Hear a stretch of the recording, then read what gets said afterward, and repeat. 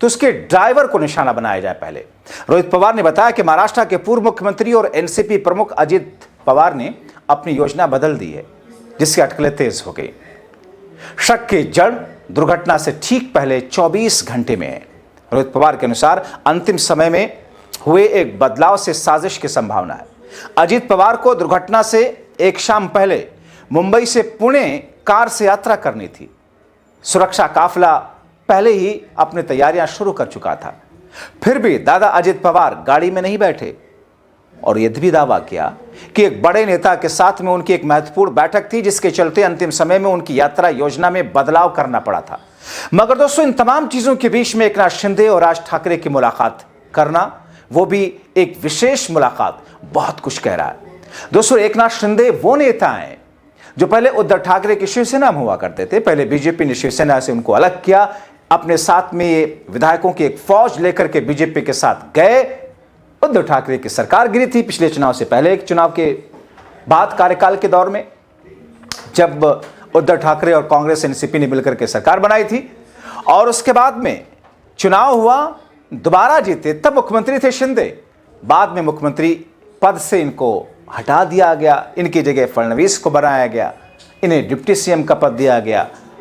तब से इनकी नाराजगी और लगातार कई सारे इशू, कई सारे मुद्दे एक के बाद एक लगातार उठते आ रहे थे।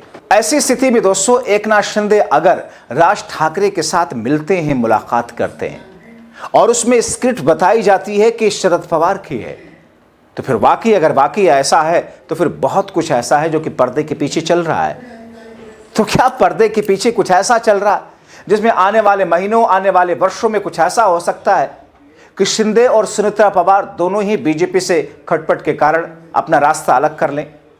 यह एक ऐसी स्थिति होगी जिस स्थिति के बारे में बीजेपी सोच तक नहीं रही होगी।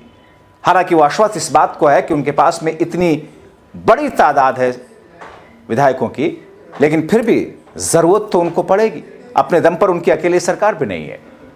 मगर दोस्तों, इन तमाम चीजों के बीच में ये जो मुलाकात हुई है, इस मुलाकात को लेकर अलग अलग तरह की अटकलें हैं। तो फिर इन अटकलों का नतीजा क्या निकलेगा?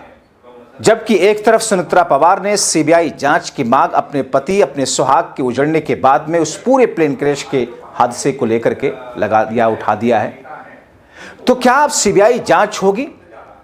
अजित पवार के भतीजे इसमें साजिश की बात कर रहे हैं, शिंदे और राज ठाकरे आपस में मुलाकात कर रहे हैं और बीजेपी दूर बैठ करके इन सब चीजों को ऑब्जर्व कर रही है। आखिर क्यों फडणवीस के दिल्ली जाने की बात कही जा रही है? क्यों ये कहा जा रहा है कि शाह ने उनको दिल्ली तलब किया है? खिचड़ी है क्या? अगले 3 से 4 दिनों में साफ हो जाएगी। आपको क्या लगता है इन तमाम चीजों को लेकर? अपने राय कमेंट बॉक्स में जरूर लिखें। अभी के लिए इतना ही, शुक्रिया।